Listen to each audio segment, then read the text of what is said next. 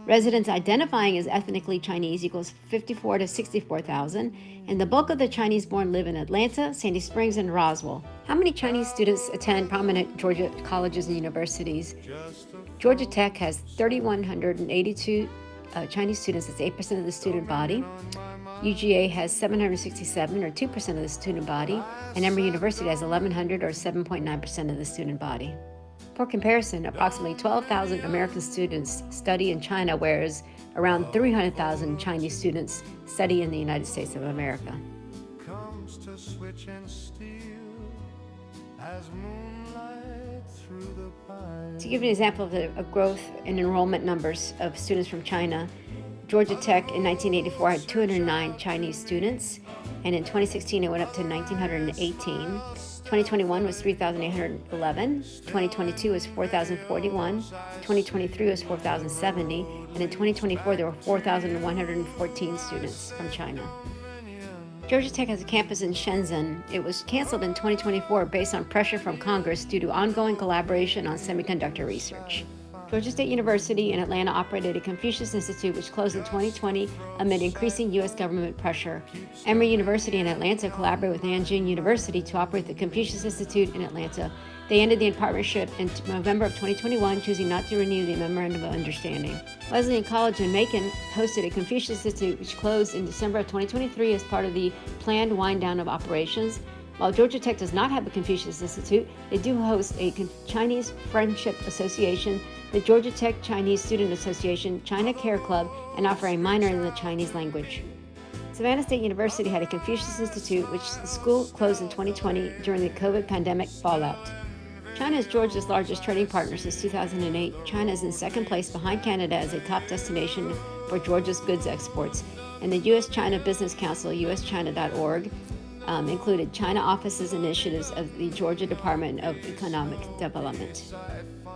Other lobbyist councils and business associations include the Council of American States in China, the Select USA, an investment promotion program operated by the U.S. Department of Commerce.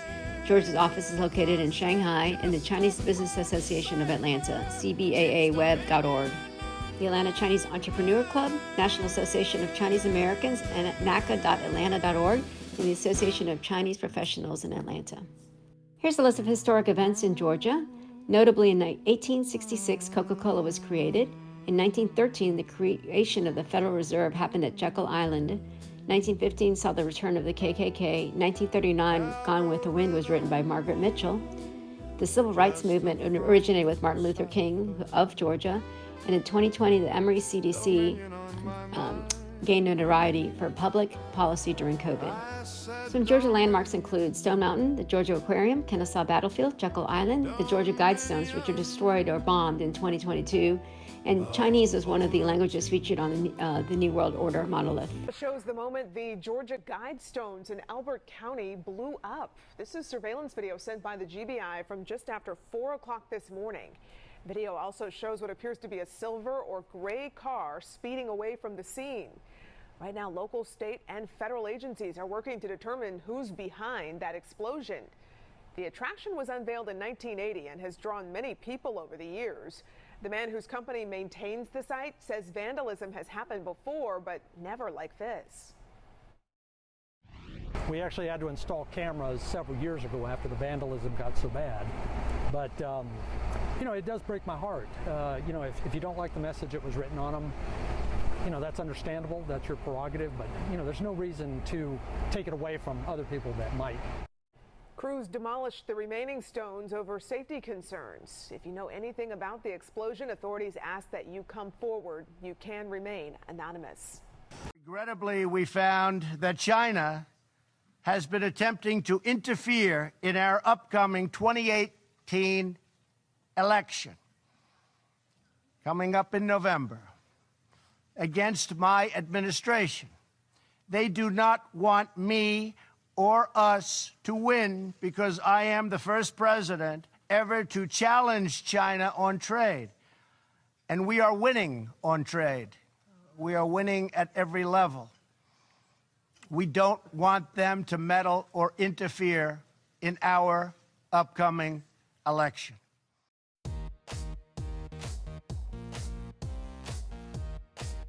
China, officially the People's Republic of China, PRC, has a population of 1.4 billion and is the second most populous country behind India and represents 17.4% of the world's population. It's bordered by 14 countries with over 3.7 million square miles in area, and it makes China the third largest worldwide. The capital is Beijing, while Shanghai is the financial center and most populous city. It's governed as a one-party socialist republic. It was unified in 221 BC and ushered in 2 millennia of dynastic imperialism, which established the Silk Road and built the Great Wall. In 1949, it ushered in communist rule under Mao Zedong, and it accounts for 1/5 of the world's economy and is the second wealthiest country in the world. In 1989, at Tiananmen Square, student protests led to approximately 1,000 deaths during the massacre that ensued while military tried to clear the square. Xi Jinping took power in 2012 by consolidating ranks of the CCP and launching various economic and political reforms. China's vast landmass is plagued by dry seasons, large sandstorms, and an expansion of deserts contrasted with a monsoon season. China has a significant CO2 emissions problem as well as water pollution issues, although it's investing heavily in renewable resources. China regards Taiwan as a province. China is part of the G20, BRICS, WHO, APEC, and others. It implemented the One Belt and Road Initiative to expand its reach to Africa, Central Asia, and South America. The People's Liberation Army, PLA, is one of the most modern and powerful militaries in the world, with the third largest nuclear weapons stockpile. The CCP partakes in censorship of political speech, policing of the internet, suppression of protests, and a vast web of surveillance tools for societal control through the social credit score system. Widespread repression of religion, with Muslim Uyghurs, who have around 1 million, live as slaves under harsh circumstances. China is consistently cited by international organizations for perpetrating the conditions of modern-day slavery. China is the world's largest manufacturing nation, and it's criticized for counterfeit goods as well as stealing intellectual property. Education is based on emphasis of STEM, science, technology, engineering, and math, and it began a Race to the Moon project with a 2030 goal. There's been an infrastructure boom in China, including super tall skyscrapers, the largest high-speed rail network, the largest power plant, the Three Gorges Dam, the most extensive ultra-high voltage transmission network, the largest number of satellites in orbit, the largest telecom market in the world, the longest highway system in the world, the largest car market, the second longest and busiest railway in the world, rapid expansion of air travel, and over 2,000 river and seaports. The Chinese business presence in Georgia. There's a manufacturing and industrial presence of Sany America, which is based in Peachtree City. It's a subsidiary of Sany Group, one of China's largest heavy equipment manufacturers. They produce construction machinery like cranes and excavators and invested heavily in the U.S. operation and in Hisense USA. They're headquartered in Suwannee, and it's a major Chinese electronics and appliance manufacturer. They focus on TVs, refrigerators, air conditioners, and have a growing footprint in the U.S. market. In terms of logistics and trade, Costco Shipping, a Chinese state-owned shipping giant, operates in Georgia through partnerships at the Port of Savannah. It plays a key role in international trade between China and the southeastern U.S. Chemicals and materials. China National Chemical Corporation is a subsidiary of Adama Chem China and operations in Georgia related to agricultural chemicals and crop protection products. Some Chinese firms have invested in commercial real estate and industrial parks, particularly near Atlanta and Savannah, though these tend to be lower profile and often through joint ventures or shell companies. Taiwan is to China as Puerto Rico is to the U.S. Tori Maris. Donald Trump is showing his willingness to confront Beijing in news comments about the long-standing One China policy. You'll recall Trump sparked controversy after taking a call from Taiwan's leader going against usual protocol. Here's what Trump is saying now. I fully understand the One China policy, but I don't know why we have to be bound by a One China policy unless we make a deal with China, having to do with other things, including trade. I mean, look, we're being hurt very badly by China with devaluation, with taxing us heavy at the borders when we don't tax them. I don't want China dictating to me, and this was a call put into me. I didn't make the call. And it was a call, very short call, saying, "Congratulations, sir, on the victory." It was a very nice call. Well, Trump said he felt not taking the call from Taiwan's leader would have been disrespectful.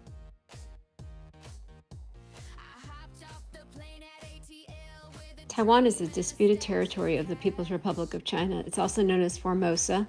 The area is almost 14,000 square miles. It's highly urbanized and populated. The population is over 23 million, and it's the 21st largest country in the world. and manufactures steel, machinery, electronics, semiconductor chips, and chemicals. Google has 2 hyperscale data centers in Taiwan. One is in Shanghai County, which costs $780 million US and was completed in 2013, and the other is in Tainan Technology Industrial Park, which will cost approximately $850 million with a power supply of 10 megawatts. Google built 2 subsea cables connecting Taiwan and the US, Faster and PLCN. And Google also acquired huge capacity on other subsea cables connecting Taiwan. Emory University in Atlanta has several partnerships with Taiwan. Number 1 is the National Chenggang University. It holds a formal memorandum of understanding with National Chenggang University, listed among its global partner institutions, and the CET Taiwan Council on International Education Exchange is number 2. Through its Education Abroad office, Emory offers semesters-long language study programs in Taiwan via CET Taiwan, tailored to students at different Chinese language proficiency levels. Number 3, Emory's Summer Chinese Studies program in Taipei. It runs a summer Chinese program in collaboration with the Mandarin Training Center at National Taiwan Normal University. This includes intensive language instruction, cultural immersion, tutorials, and field trips. Also, there's number 4, Cancer Quest Translation involving Taiwan. It's an educational platform available in multiple languages, including Chinese. Its content, translations, and contributions involve partners like China Medical University in Taiwan.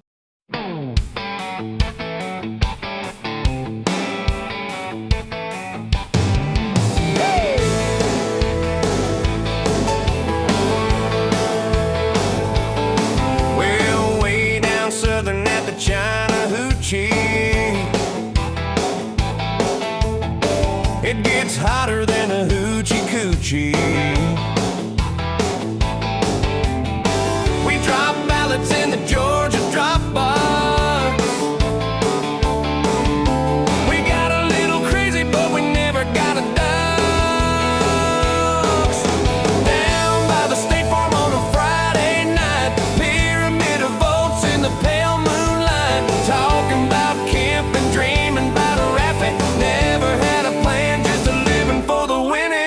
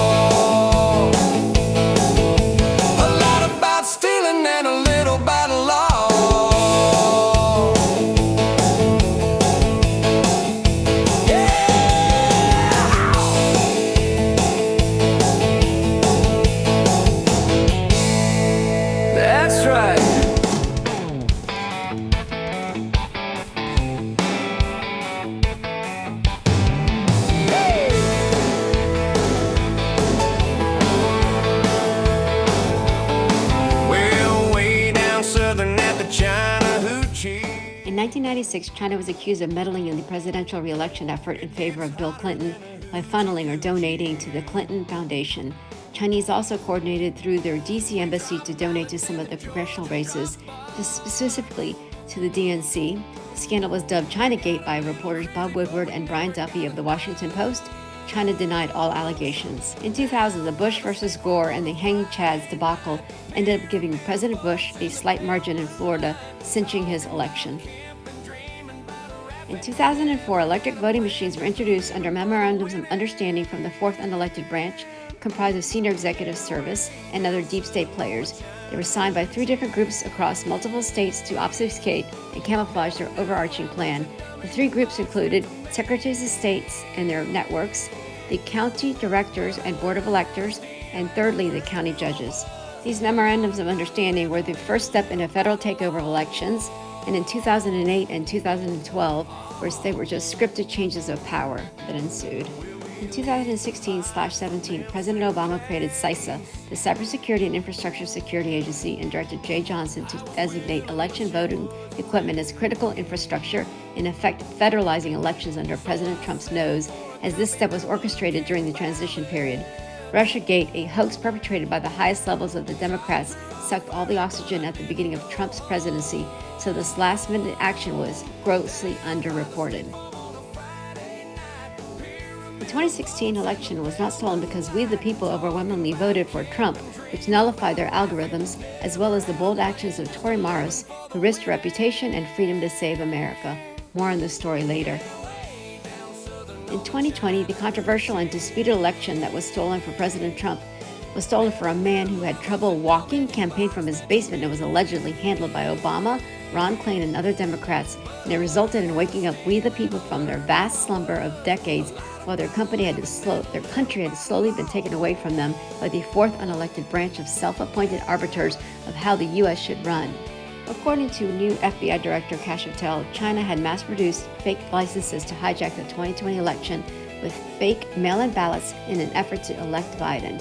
This information was suppressed by then FBI Director Christopher Wray.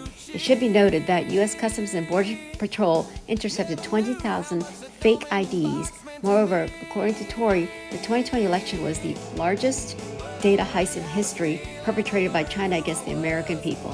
2024 was the infamous fight. We the people broke the algorithm and re-elected President Trump. 45-47. Please note China interfered in 2024 through propaganda and disinformation campaigns linked to spamouflage and influence operations. Some politicians were targeted by cyber espionage and wiretapping efforts called Salt Typhoon.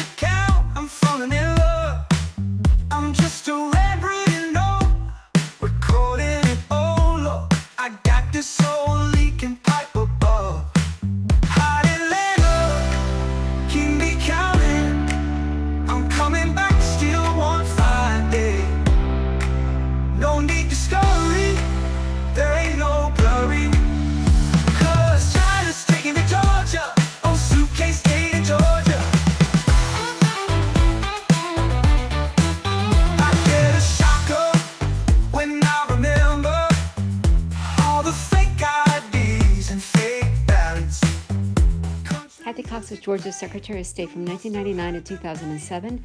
Cox was also a member of the Georgia House of Representatives as a Democrat from 1993 to 1996. She had a failed attempt to run for governor in 2006. Cox is a former lawyer and journalist and has served as an academic administrator since 2007.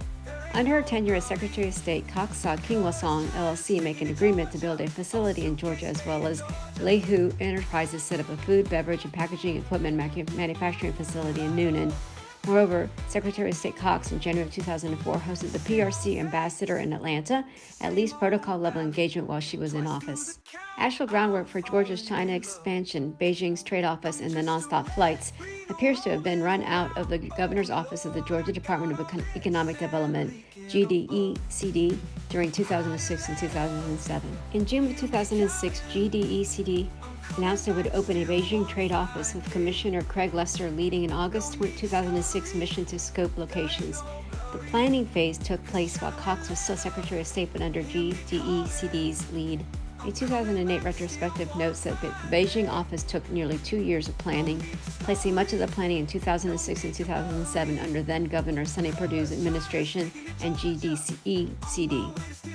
Delta's Atlanta-Shanghai bid was filed January 19, 2007, 6 days after Cox left office. The Department of Transportation approval and the inaugural 2008 flight drew support from more than 80 officials. Several memorandums of understanding were signed between Georgia and China to promote investment, trade, and cultural activities, including creating 3 sister cities, 2 friendship cities, and a Georgia-Shandong Province Regional Leader Summit. Unfortunately, under Cox, Georgia began implementation of the Diebold voting machines, which had already been proven to have serious vulnerabilities. Cox paved the way for standardization of electronic voting machines, even though they were not voted on as required by Georgia law. It appears Cox worked to foster trade and openness with China, as well as implementing the first electronic voting system in Georgia. Members of the committee, and thank you, gentlemen, for coming to display your machines. I've gotten to know them over the years. Mr. Athon and TrueVote actually were one of the bidders on our project in 2002. I'm not sure Avanti was in business at that time.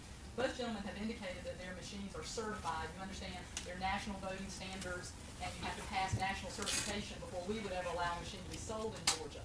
My understanding, and I certainly stand to be corrected, is that if they are certified, they have passed certification under the 1990 certification standards. There are now 2002 standards, which I do not believe either company has passed certification. And for that reason, first of all, we could not buy a system that did not pass 2002 voter standards. If these companies have not yet passed the 2002 certification standards, we're not able to go there. I have a lot of concerns, as I've expressed to many of you, about the paper receipt, not because I have any problem with a voter seeing a piece of paper, but as you can see from both of these machines, this paper, from my 45-year-old eyes, is not easy to read. I would not want one of these voting machines that a voter did not get to see their vote, but you know, on our machines, as well as both of these gentlemen's machines, you get to review your vote on that screen at a time when you can change your mind and change it as many times as you want to. And that gives you a verification of your vote. If you somehow distrust that screen, then this piece of paper that is printed by that machine doesn't provide you with any additional level of security. And in terms of whether your vote counts, you're still relying on this computer to count your vote at the end of the day when you're long gone. As they both indicated, the pieces of paper are not what is your counted vote. Even if the voter does not take that paper out of the polling place, the fraud that we've had in Georgia over the decades has always involved paper. My concern is to make sure that in the overall scheme of things, that we do have the best system available to provide the most security at this time of the voting and throughout the counting process.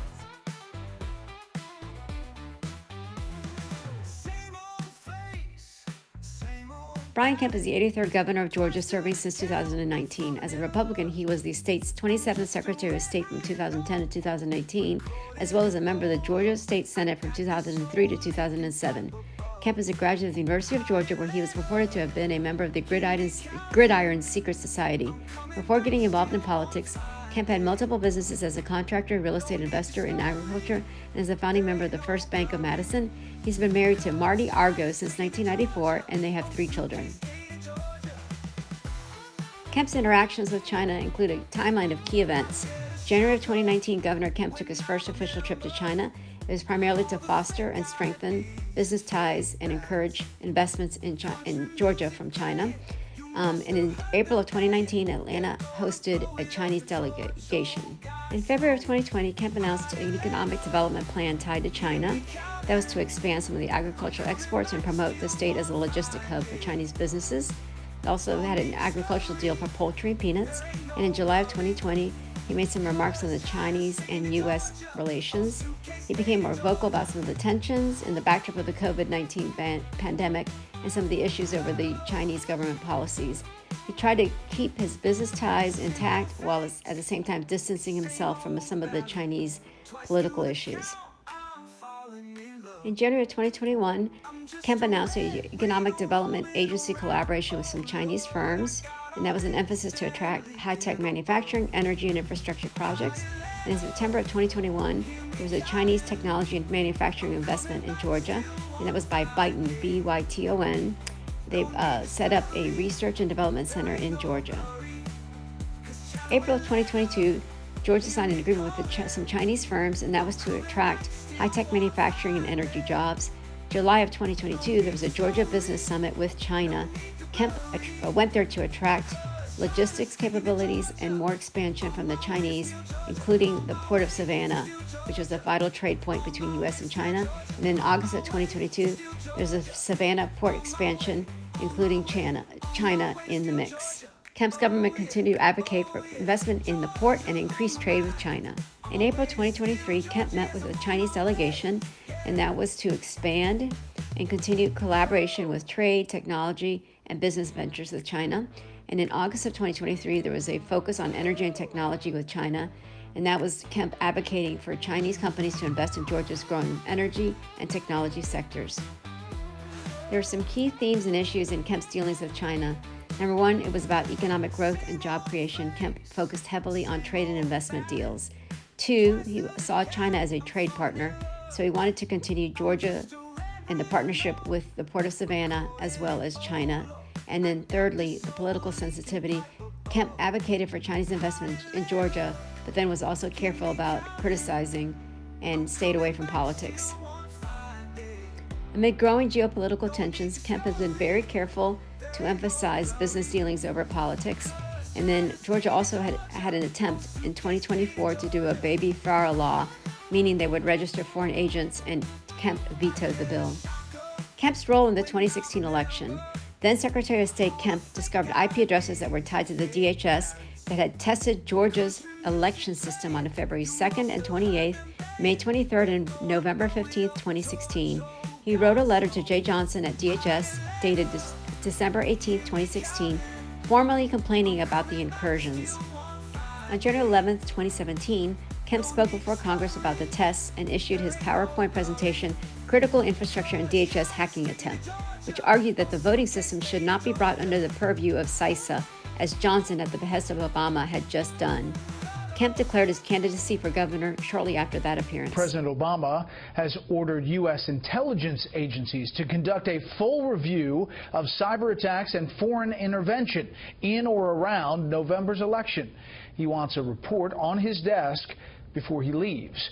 We have Fox team coverage tonight of the investigation into election-related hacking. Kevin Corks at the White House with the president's push for some answers fast and what spurred on this decision. But first, Chief Intelligence Correspondent Catherine Herridge on a controversial effort to try to give the federal government much more say in voting security. Good evening, Catherine. Well, Brett, tonight a U.S. government official said the designation is still under consideration and no announcement is imminent as a new controversy unfolds over a mysterious hacking attempt on a state election system. As the campaign entered its final phase, the Homeland Security Department offered states federal resources to secure voting machines and voter registration databases. Georgia Secretary of State Brian Kemp was among a small group who declined the help. I was criticized quite a bit about that.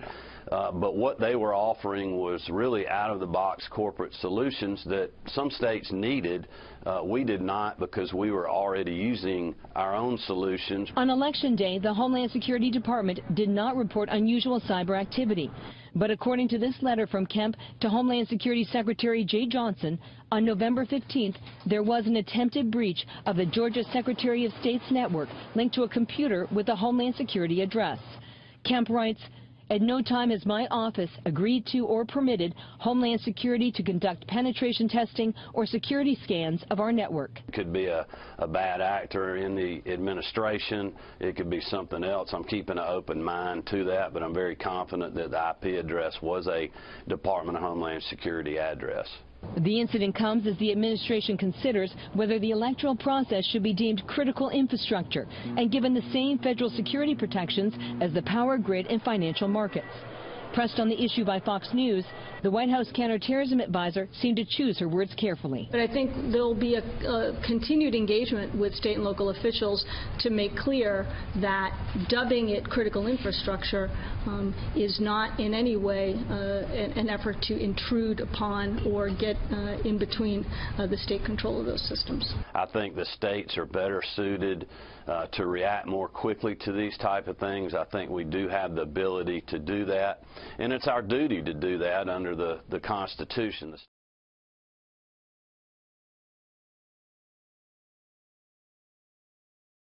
All right, the election system, I guess, post your election, a lot of Democrats have been calling for paper ballots or a new system. So what are the plans for that? What's going on with the... Well, I'm glad the Democrats are calling for a new system now, because we've actually been leading on that issue for about a little over a year and a half now. When I created the, we did a pilot project in the city of Conyers that nobody ever talked about. They act like it never happened.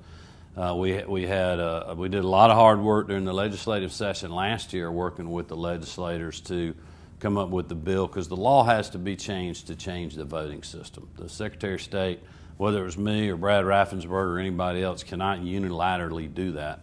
And the legislature couldn't ever reach an agreement last year, so I created the SAFE Commission. They came out with recommendations for a system that has a ballot market device and a paper verifiable audit trail, which I support. Well, speaking of the Georgia primary, who did you vote for? In the Georgia primary? I didn't vote for anybody. I voted, but I didn't vote for anybody. The race was already over when the primary got here. But you didn't vote for Donald Trump? I didn't vote for anybody. Why not? Because the race was over with. Wow. That's pretty interesting. Yeah, well.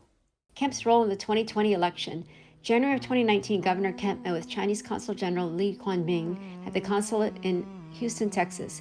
Kemp met with him again July 2019. 17 days later, Dominion Voting Machines was awarded a $107 million deal to replace the electronic systems that were 17 years old in Georgia. It should be noted that Kemp's former staffer as Secretary of State Jared Thomas is a paid lobbyist for Dominion.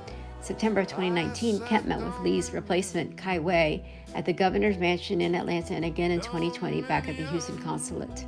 July of 2020, the State Department ordered the consulate closed after revealing that it is an important node in the CCP China spy network, specifically for international property theft. During this period, Georgia opened 6 of 63 Confucius Institutes in the nation. Kemp's daughter lost her boyfriend, a staffer for Senator Loeffler named Harrison Deal, in a fiery car crash on December 4th of 2020. Kemp never fully explained or investigated all the election integrity issues and claims of voter fraud surrounding the 2020 election. Kemp did receive and accept a detailed report by Joseph Rossi, create a 36-point account of what Rossi had uncovered, and refer the matter to the GBI. Nothing was ever presented by the GBI as follow-up. Otherwise, Kemp allowed his Secretary of State, Brad Raffensperger, and his staff to deal with the matter. Kemp refused to convene a special legislative session or address the 2020 election irregularities. Kemp's refusal to investigate the 2020 election marred his first term as governor. However, his early opening of Georgia after the COVID lockdown of 2020, as well as temporarily halting gas taxes in Georgia, helped to win him re-election. Any Republican could vote for Kemp.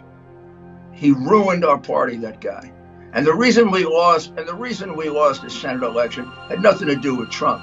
It's the cheating he allowed in the Senate election. Absolutely. And the deal that made it possible is the deal that Raffensperger and Kemp made with the Democrats and with Dominion, which, by the way, Kemp's chief of staff now works for Dominion. What about in Georgia? Were there any pre-election challenges? Did you see some of this trouble coming? I offered the assistance of the Georgia Bureau of Investigation that are the most professional law enforcement people, I believe, in the country. A strong group, the leader I've known a long time. I appointed him. And they spent the next 7 months covering it up. And then it becomes sort of a feeding festival around Kemp's cronies to silence us. quit being distracted by these things. I mean, we literally have to save the country. How any Republican could vote for Kemp. He ruined our party, that guy. But our goal is to move forward with a new voting system by 2020, and I believe we'll be able to do that. Earlier today, Secretary Raffensperger presented the certified results of the 2020 general election to my office. State law now requires the governor's office to formalize the certification. Tell me about the state's experience and history with Dominion. As soon as I was elected, we entered into negotiations and signed a contract with Dominion Voting System for a statewide contract. Kemp's chief of staff now works for Dominion. So that's how they got the job. Both of them, they're number 1 and number 2 in the nation for voting systems. I did an interview a few weeks ago with Chris Krebs, who you may know or may have actually met. Christopher Krebs called the 2020 vote the most secure in American history. Virtually every time he said, "Look at Georgia." Look at the Senate. You wouldn't have had Judge Jackson. You wouldn't have had all this debacle on the southern border. Look at everything it's been to destroy our country, and that is on Kemp, that is on Raffensperger, and that is on Carr. Look at the destruction in this country that came out of Georgia. Kemp's chief of staff now works for Dominion. He ruined our party, that guy. The systems used in the 2020 election performed as expected.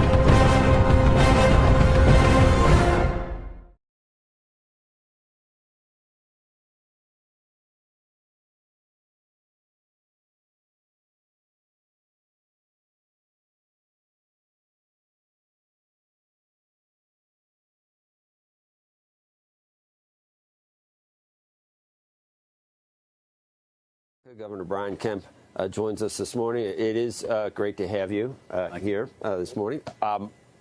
What are you doing here, number one? And would you say Georgia, Davos, I'm trying to think, they're not, Atlanta and Davos aren't like sister cities, I don't think. Could you go any further around the spectrum to Davos from what I think of as Georgia? Well, to answer your question, look, I'm here selling our great state.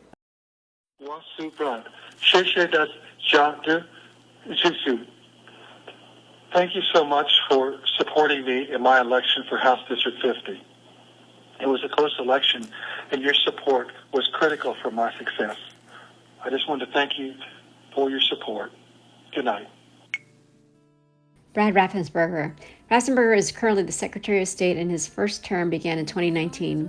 He's a civil engineer by education and owned Tendon LLC, established in 1982, which was acquired by Commercial Metals Company, CMC, in 2023, and Trillium Structures, Inc., established in 1985. Tendon created a high-strength steel construction beam and grid, and Trillium is still actively contracting large commercial projects. Raffensperger is married to his high school sweetheart, Patricia, goes by Tricia, and they have 3 children and at least 2 grandchildren. Raffensperger claims he's a lifelong Republican and began his political career on the Johns Creek City Council from 2012 to 2014. He became a Georgia House Representative in 2015 and eventually the Secretary of State in 2019, where he is still serving. Raffensperger catapulted to national attention when President Trump placed the infamous telephone call to the Secretary of State asking him to investigate election integrity complaints and unusual ballot discrepancies. Jordy Fuchs, Raffensperger's assistant, secretly recorded the audio and released it to the media. Fuchs, Gabriel Sterling, Raffensperger's chief operating officer, and Jay Lynn, a former Johns Creek councilman with Raffensperger, are all linked through Landmark Communications. Landmark was founded in 1991 by Mark Roundtree and is marketed as an election service and go-to resource for Republican candidates, although many would characterize their clientele as center-to-left Republicans. Fuchs and Sterling were both employed by Landmark as vice presidents. Note that Fuchs and Sterling forcefully shut down any cries for investigations after the election. Lynn was a former client of Landmark, as was Raffensperger, when they each ran for city council. Reportedly, they each used Yale Xiao as their campaign manager. Xiao loosely translates as old money, and he allegedly has CCP ties. Lynn is originally from Taiwan. Through open records requests, communications involving Lynn and the Secretary of State's office revealed that 90% of the communications were redacted. Why? Also, why did the Secretary of State office go out of their way to involve Lynn when they celebrated the purchase of the mini machines? Why does Raffensperger have the ability to address his former constituents in Johns Creek in Chinese? Why did Raffensperger campaign receive a $5.6 million donation from the Chan Zuckerberg Foundation for his re-election in 2022? Finally, why did Ratzenberger raise funds through a new organization in 2024 to silence election critics? Georgia elections officials believe we can expect foreign agents will try to attack and influence the state's election systems, and they believe they are prepared. But not everyone agrees. As Channel 2's Richard Elliott reports, the Secretary of State's office says Georgia is better prepared for these attacks than most other states. We sat down exclusively with Secretary of State's office Chief Operating Officer Gabe Sterling, who issued a grim prediction. We are the center of the political universe. I can about guarantee that China and Russia and Iran will do things to try to influence and attack Georgia. Georgia is a battleground state in the upcoming presidential election, and Sterling believes we will get the attention of bad actors in the coming months. We've already seen ransomware attacks, probably more crimes of opportunity than targeted attacks, on Georgia counties, 4 in 5 months, including one that hit Fulton.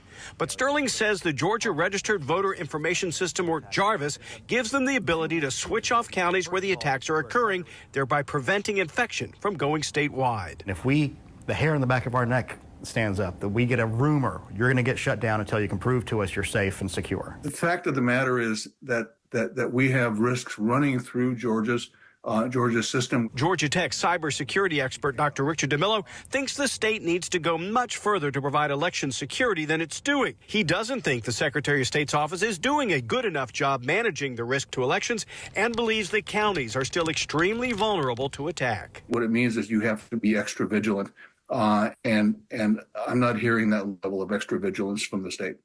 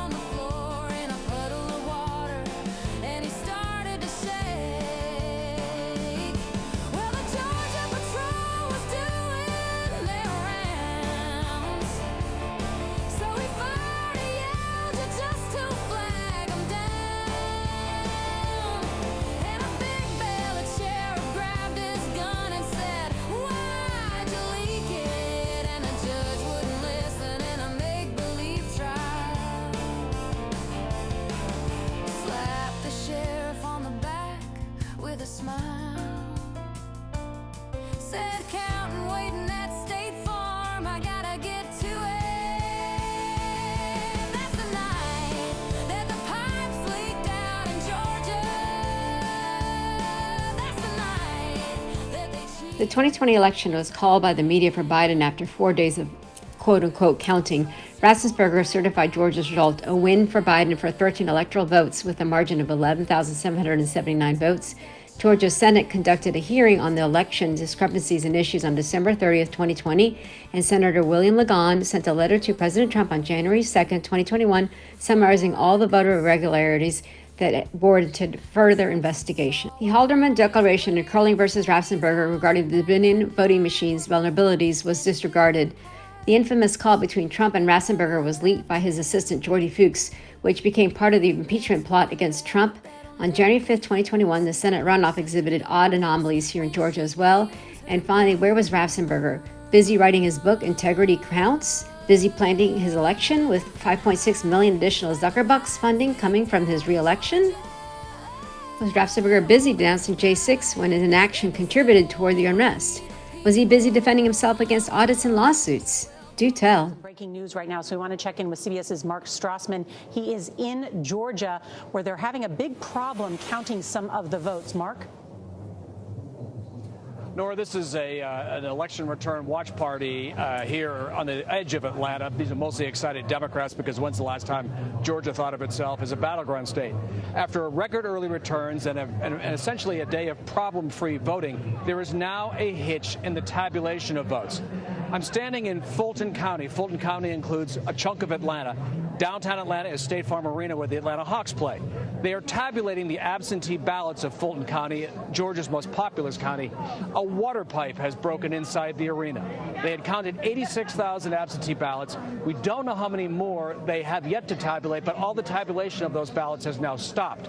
We're told by election officials they may not finish tabulating those votes for a day or two. So depending how close the rest of the state is, we may not know the result of this critical battleground state for another day or two. That is because, again, a water pipe has broken in State Farm Arena. State Farm Arena is where they were counting the absentee ballots of Georgia's most populous county, and now that tabulation has stopped. big development here. But Mark, do you know how many ballots we're talking about? What that means? We don't know. We've asked that question, Gail, and we haven't got an answer for that yet.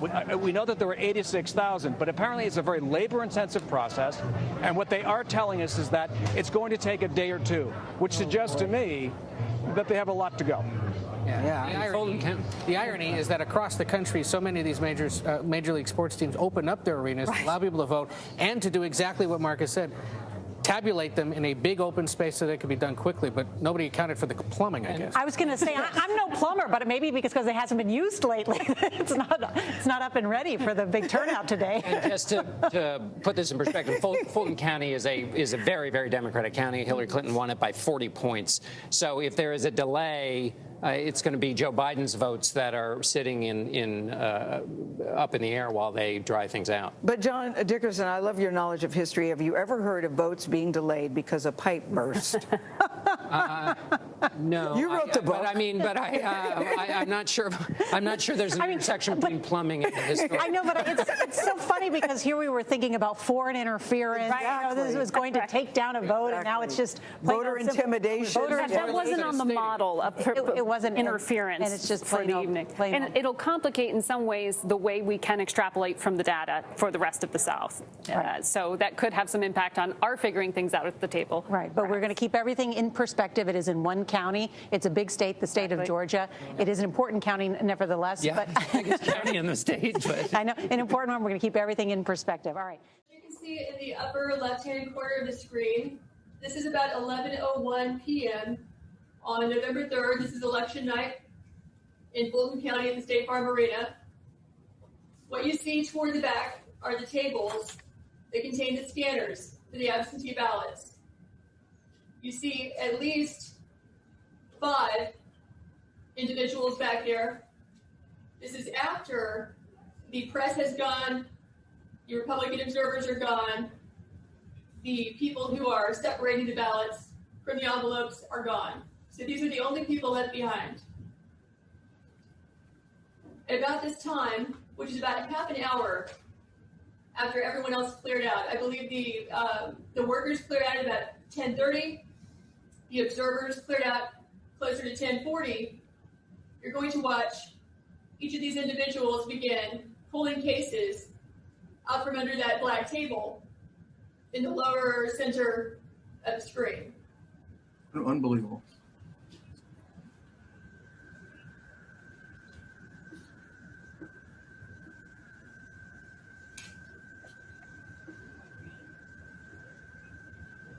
This happens between 11 and 11:07.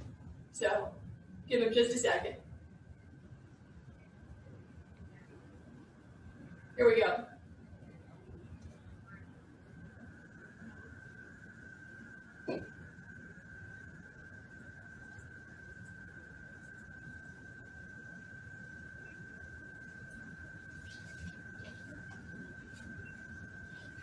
So one by one they'll be there, and so you know, according to the Georgia statute 21-483B, all of this has to be open to the public.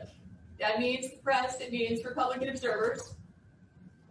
They cannot do proceedings behind closed doors. Proceedings means counting, for example. If they're going to restart the count, then under Georgia statute, it's 21-493, the superintendent has to give due notice of when the tabulations process will publicly commence. And this due notice has to be continued from day to day until the vote is completed. Again, that's 2 separate Georgia laws that are clearly being violated here. And he went on to Lindell's house and flying through the backwoods quiet as a mouse, came upon some suitcases of ballots to fake.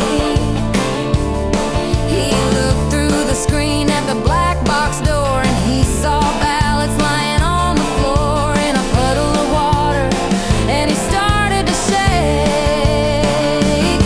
Well, the Georgia Patrol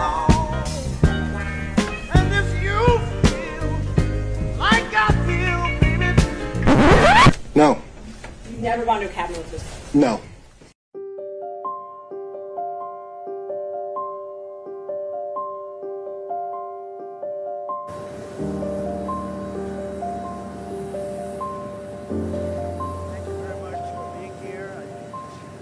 This is a very sad day for America. This should never happen. If you challenge an election, you should be able to challenge an election. I thought the election was a rigged election, a stolen election, and I should have every right to do that. As you know, you have many people that you've been watching over the years do the same thing, whether it's Hillary Clinton or Stacey Abrams or many others. When you have that great freedom to challenge, you have to be able to, otherwise you're going to have very dishonest elections. What has taken place here is a travesty of justice. We did nothing wrong. I did nothing wrong. And everybody knows it. I've never had such support. And that goes with the other ones, too. What they're doing is election interference. They're trying to interfere with an election. There's never been anything like it in our country before. This is their way of campaigning. And this is one instance, but you have 3 other instances. It's election interference. So I want to thank you for being here. We did nothing wrong at all. And we have every right, every single right, to challenge an election that we think is dishonest, that we think it's very dishonest. So thank you all very much, and I'll see you very soon. Thank you very much.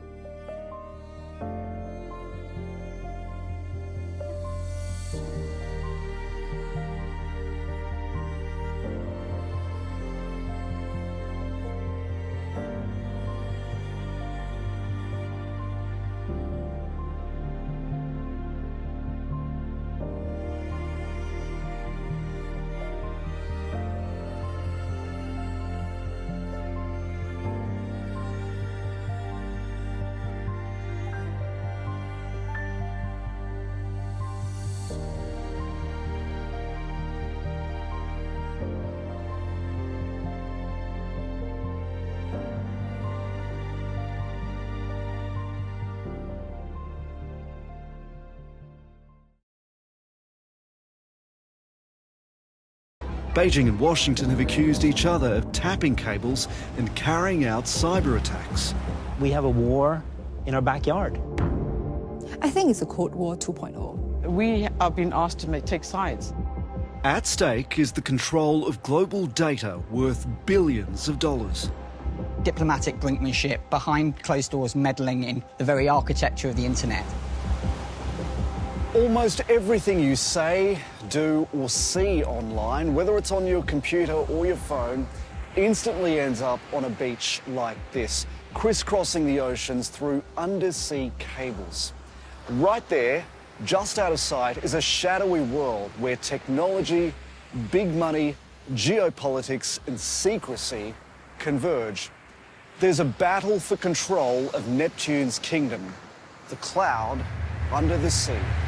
Submarine cable industry is living a double life. What we're told about is the commercial industry, what you and I experience of the plumbing of the internet. And that's true. That is the bulk of the submarine cable industry. But of course, the military also transfers its data, its secrets, its military operations. Now, it has to use the same cable infrastructure or secret infrastructure which it has built. But who builds those cables for the military, for the intelligence agencies? It's the very same companies that build the internet infrastructure that you and I use. And it's that double life that they're trying to hide. It's invaluable data and a surveillance goldmine for spies. Yeah, can't comment on that. Yeah, I'm just going to get myself in the shit with the US government here if I start. I don't think the Chinese are any worse than the Americans. The only ones who's actually been caught are the Americans. I think we're all used to operating under the assumption that all our data is private, you know, maybe end-to-end encrypted, but do you really know? Just who is watching who is the question haunting the world's most powerful leaders. Both Washington and Beijing are now working on the uncomfortable assumption that cables are susceptible to espionage. The US intelligence services claim China is undermining the West's technological advances. The Chinese counterintelligence threat is more deep, more diverse, more vexing, more challenging, more comprehensive, and more concerning than any counterintelligence threat I can think of. The submarine cable industry very much mirrors what is going on with geopolitics at the moment. And that's what makes it such a shady industry, and it has that sort of eerie echoes of the past in terms of the Cold War. And I think the submarine cable industry is the very essence of what some people are calling the new Cold War between the US and China. There are officially nearly 500 undersea cables running between countries and continents. More than 1.4 million kilometres of high-speed fibre optics. Almost everyone is now connected. The fundamental backbone of the way the whole world interacts and the whole way the world drives its economy forward. People have asked, well, isn't that satellites? And I've said no. 99% today of all traffic, data, whatever you're looking at, video streaming, gaming, whatever, voice, which is very small, is all carried on submarine cables.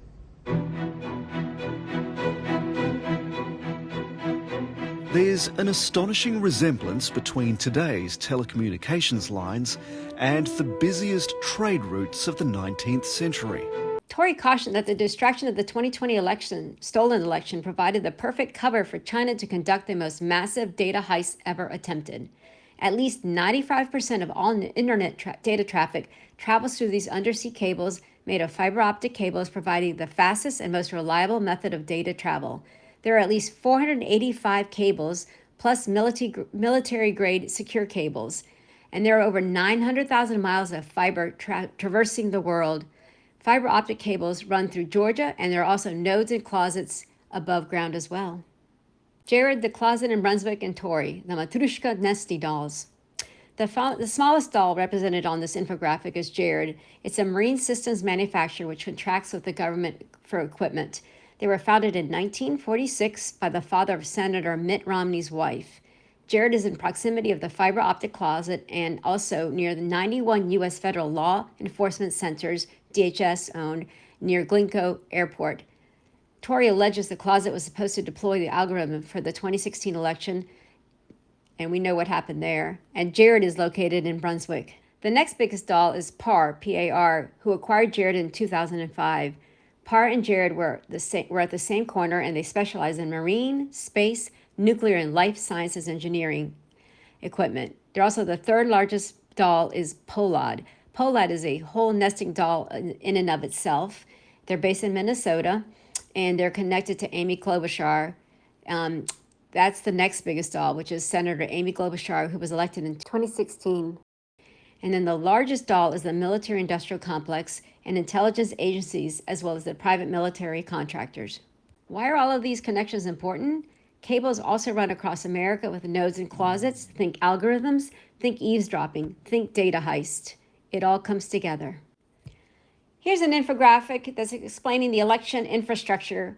And we're going to let Tori tell the story in her own words through her affidavit, as well as look at in a documentary that Josh Phillips at Epic Times TV put together right after the election. So he'll be describing some of the money piece and the investment piece, and Tori's going to get into all the technology.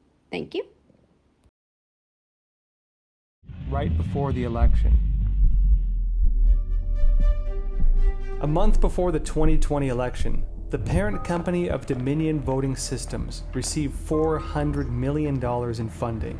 This was shocking news, and I suspected there must be some significant clue to find out what was hidden behind this. First, I discovered that the three related parties to this transaction all exhibited strange behavior before and after the election.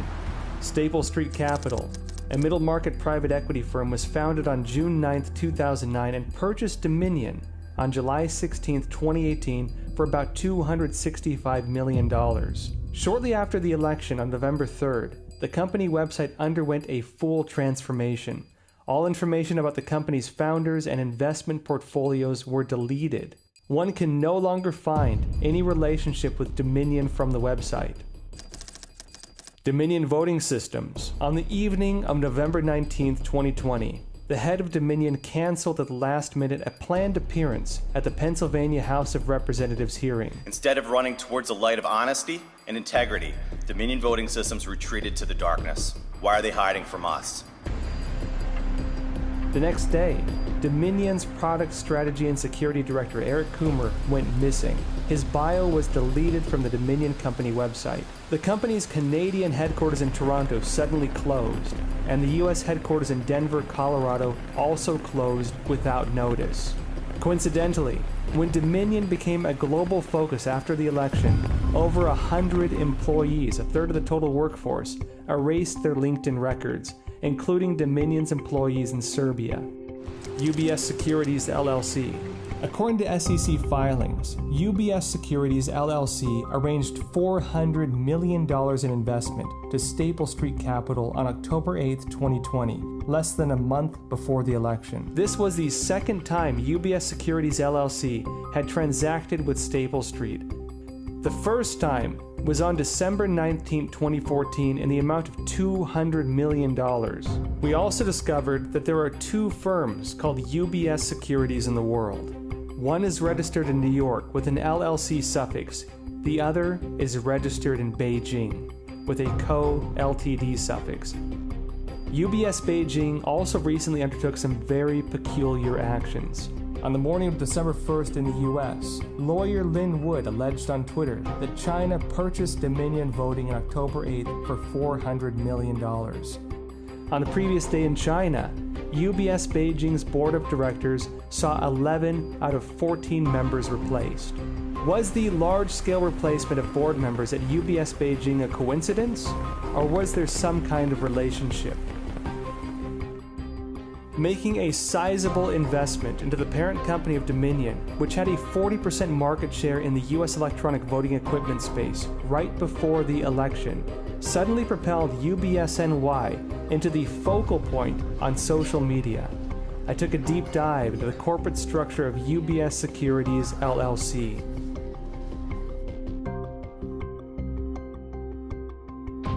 The company's profile on Bloomberg shows that 3 out of the 4 board members are Chinese. Their names are Luo Cheng, Ye Xiang, and Mu Lina.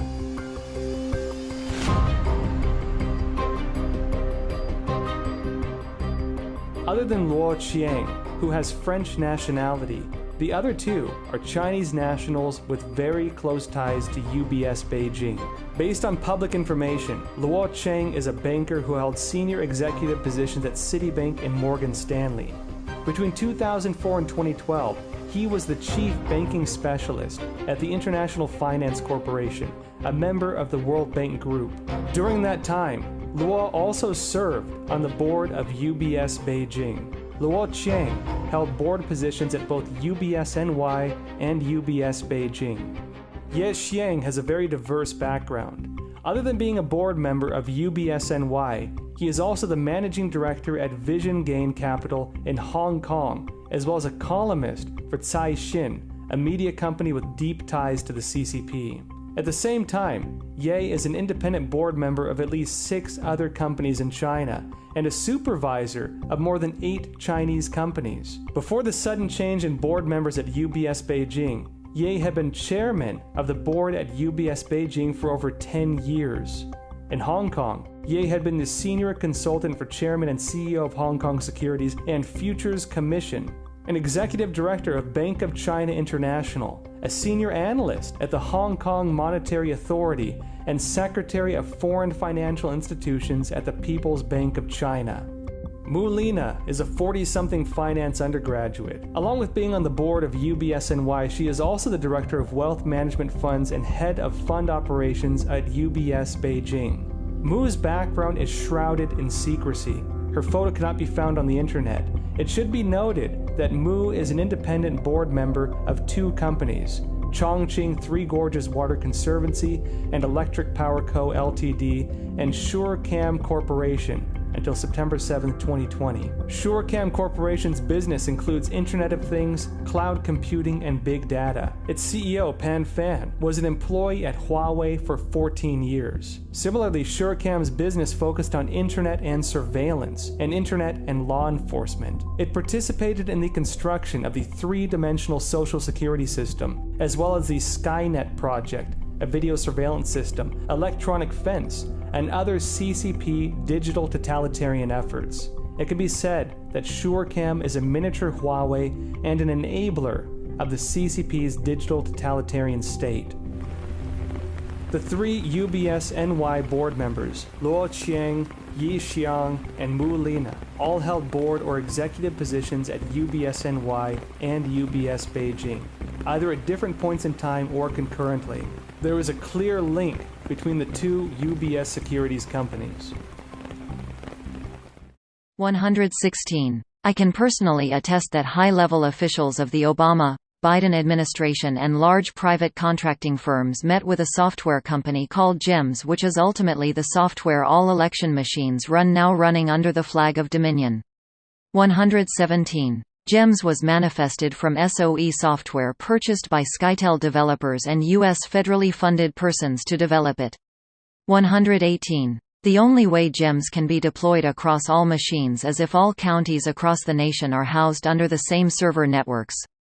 119. GEMS was tasked in 2009 to a contractor in Tampa, Florida. 120. GEMS was also fine-tuned in Latvia, Belarus, Serbia and Spain to be localized for EU deployment as observed during the Swiss port election debacle. 121. John McCain's campaign assisted in funding the development of GEMS web monitoring via web services with 3EDC and Dynology. 124. Akamai Technologies services Skytel.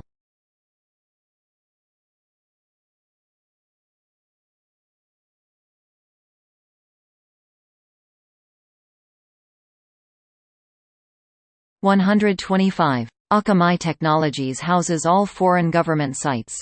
Please see white paper by Akamai. 126. Akamai Technologies houses all .gov state sites. Ref item 123 Wisconsin.gov example. 128. Wisconsin has Edge Gateway Port, which is Akamai Technologies based out of Germany. 129. Using Akamai Technologies is allowing .gov sites to obfuscate and mask their systems by way of Hurricane Electric. He.net. Kicking it to anonymous. Akamai Technologies.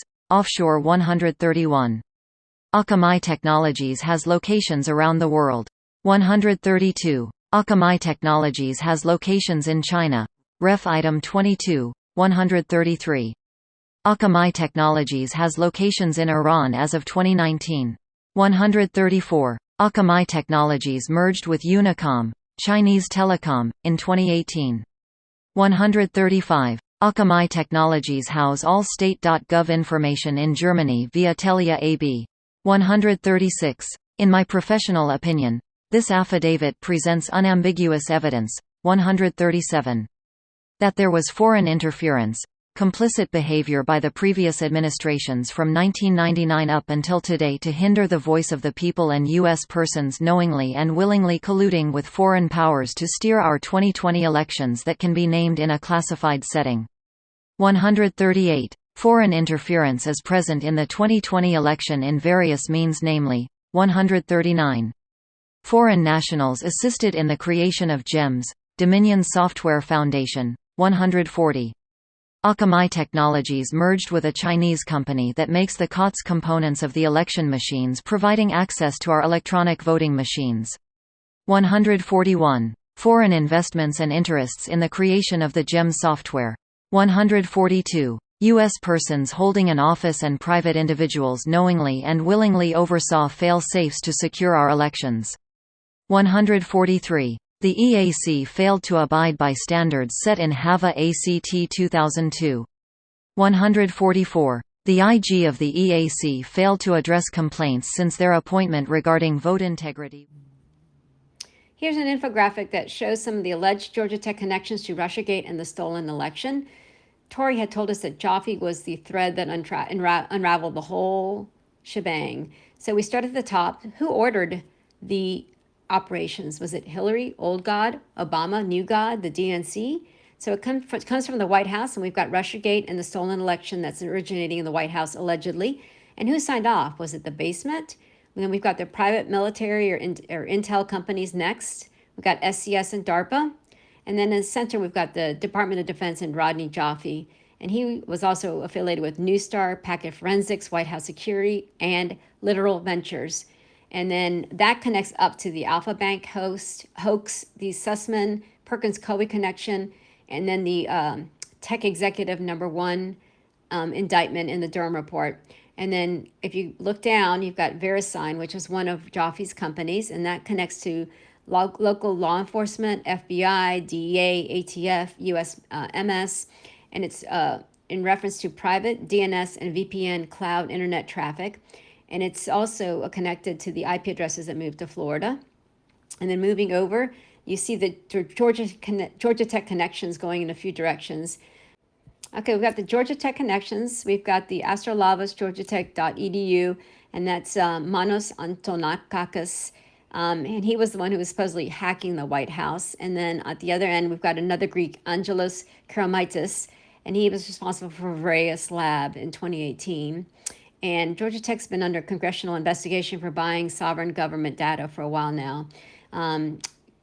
Angelos is also in reference to the enhanced attribution and at DARPA. So he's a very bright man. And Tori was alleging that Greeks are very tribal and that Joffe was the deal maker as tech executive one. But here you'll hear her own words. Well, I don't want to speculate, but let's just talk about facts here for a second, Chris.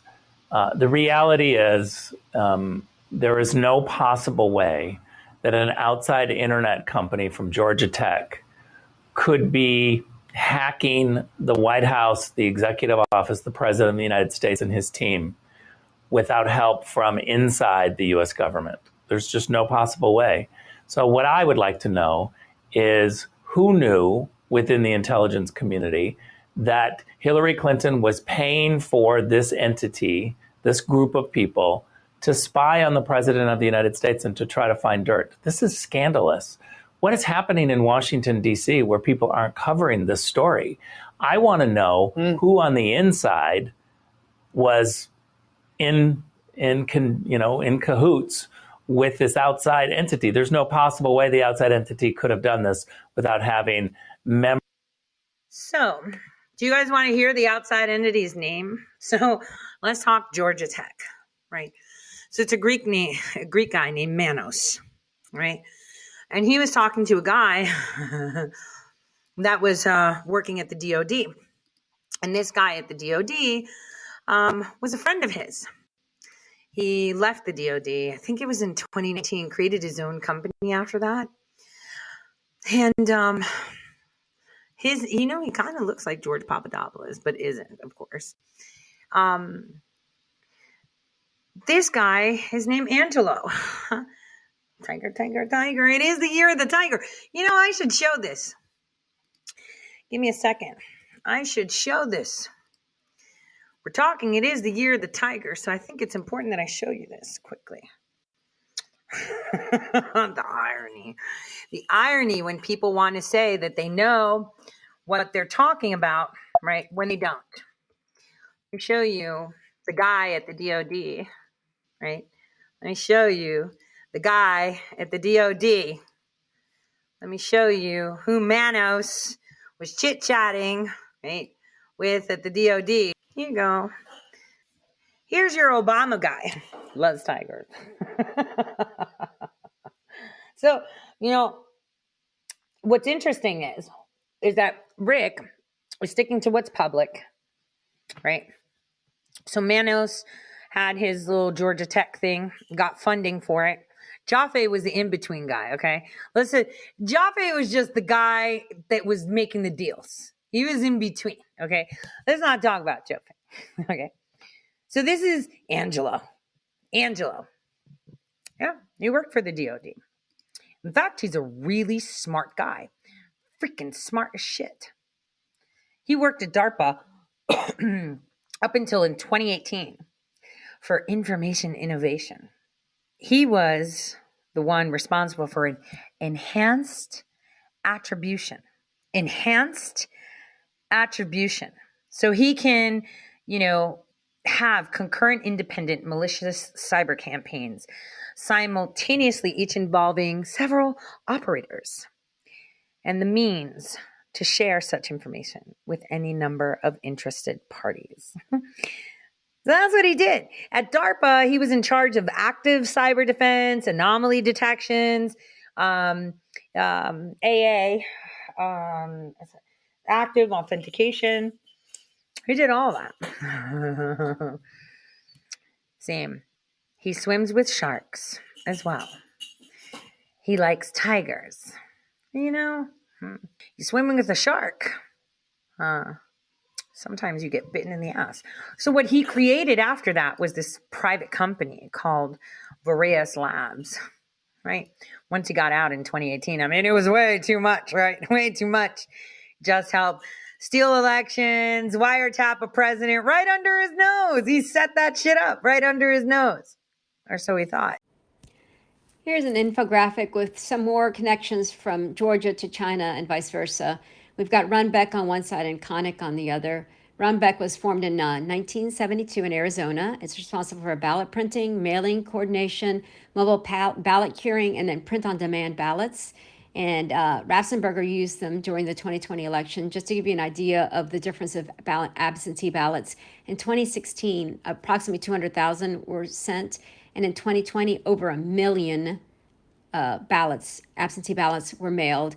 And that was after mailing requests to all 6.9 million voters in Georgia. And we used Runbeck to print a lot of those ballots, especially in Fulton County. And just so you know that the CEO of Runbeck, Kevin Runbeck, who also started the company, was a prolific donor to Act Blue, Biden for President, and the Democratic Senatorial Campaign Committee. He stepped down shortly after 2020 and was replaced by Jeff Ellington. There'll be more on him later. But Runbeck, Kevin owns the patent for the on-screen ballot duplication and for generating and revising a ballot, and that was filed in 2019, coincidentally. Runbeck still is listed as an active business in Georgia. It partnered with Dominion Voting and the state of Georgia June 9th, 2020 to print absentee ballots. And it prepped more than 30 million ballots nationwide. So that was 30% of the ballots used in this country. And then moving over to Conic, Eugene Yu, and the CEO, he was born in China in the 70s, moved to the U.S. in the 80s. Specifically, he started Conic in Michigan, and he's been a U.S. citizen since 1997. He works on elections logistics software, and that helps with the workers, the assets, and the help desk. And he was arrested and charged with keeping poll worker data, specifically personal information, and illegally storing it on Chinese computer servers, according to the Los Angeles County District Attorney, and that was in 2022. The charges were later dropped by the DA Gascon, who apparently or allegedly was bankrolled by George Soros to be elected. Anyway, Conic was used by DeKalb County, Georgia during the elections, and even after it was pointed out that that the U had been arrested, DeKalb still voted. The Board of Elections still voted to keep the controversial software company after Yu's arrest. So during the 2020 election, Tory reports that the Conic servers were sending the data overseas through Edge, Akamai, via Unicom, which is a Chinese company. According to Tory, Alaska's counting was hung up during a massive data heist facilitated by cover of the election. And then there were mentions there of ties to Cerebus and Blackstone. Here's more. So Yu was arrested yesterday in Meridian Township in Michigan with the assistance of East Lansing Police and the Ingham County Sheriff's Office. He's now going to be extradited to Los Angeles. Conic sells a proprietary software called PollChief, an election worker management system. It was used in LA County in the last California election, where it has a 5-year, $2.9 million contract. Now let me pause. Mike Lindell, who is a great American, for the last year and a half has been trying to tell people that China is involved in American elections. We never know the extent of that, but Mike Lindell was so passionate about saying that American voter data very well might be manipulated and stored in mainland China. Maybe that's why Mike Lindell had to be confronted by the Federal Bureau of Investigation at a Hardee's after he went duck hunting. This should be a total pause. This should be the biggest story in the country. You have a private company that is storing American voter data in China. How much exactly is being stored in China? What's happening there?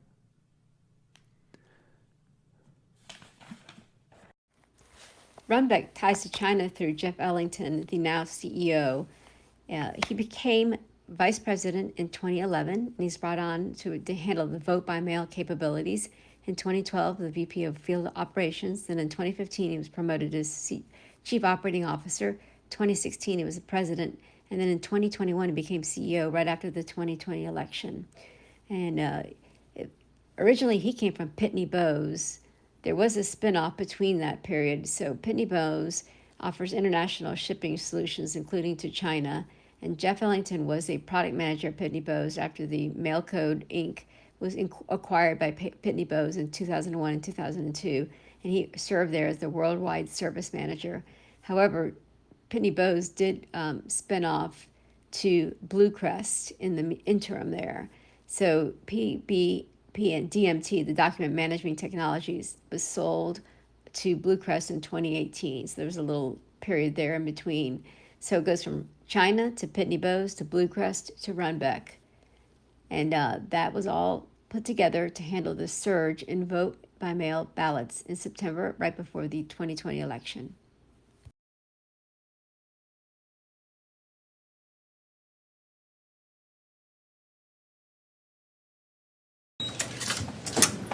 One of the nation's largest election service companies opening their doors.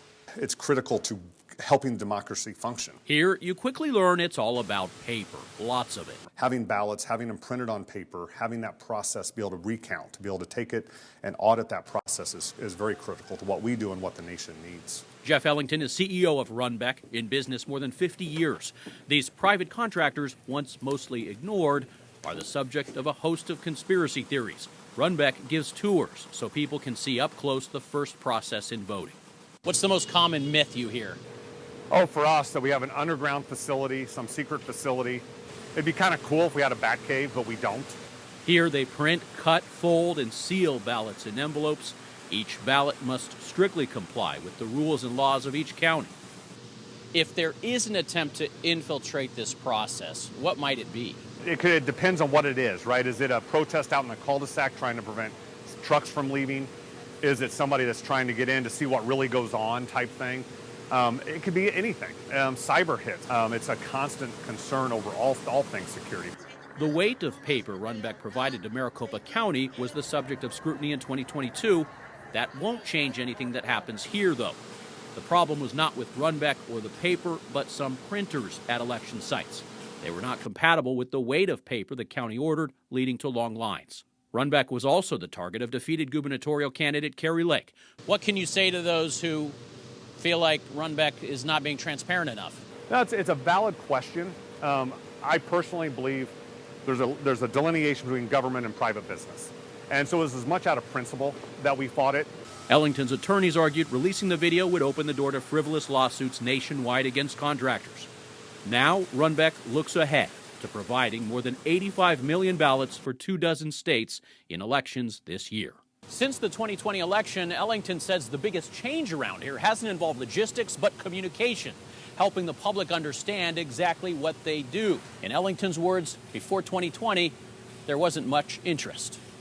Joe Dana, 12 News. Tori wrote a great article back in April of 2025, and she called it the cryptographic handshake. Well, actually, it was called Huma Tinswa, and then it also went into the Rivest connection. So I've put together two different infographics that'll explain that to you. But essentially, she's going to go through in this article the different players, how the technology was developed, how it was then deployed, and then connected to different entities, including through Newstar, Jaffe, which then ties to Georgia Tech, and then through Rivest, who's kind of the mastermind behind all of this technology. He created the RSA Security, which was the backbone of the internet, as well as Scantegrity, which is a voter software system. So I'm going to let Tori explain this in her own words. The CIA didn't infiltrate China. China infiltrated the West through code, trust, and the mirror. China has already embedded itself across the global digital and physical infrastructure grid, not through invasion, but through strategic enticement, offering free or low-cost technology wrapped in international development aid and soft diplomacy. Programs administered under UN umbrellas, such as the FAO and others, have served as effective distribution channels for Chinese-made surveillance hardware, data collection systems, and communication protocols. These were not humanitarian gestures, but sovereignty capture operations, disguised as technological generosity. The question, then, is not whether this was allowed, it's who allowed it and why.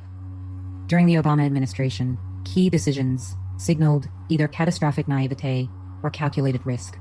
Either they believed the Chinese Communist Party lacked the velocity to overtake Western infrastructure, or worse, they gambled that by engaging, they could steer or infiltrate Chinese tech development from the inside. Both assumptions were fatally flawed. The CCP did not need to innovate beyond us. They only needed to absorb, adapt, and then close the loop, which they have done with brutal efficiency. On one hand, the United States allowed and even facilitated the diffusion of fully homomorphic encryption, FEG, and its surrounding cryptographic primitives into Chinese institutions like Tsinghua.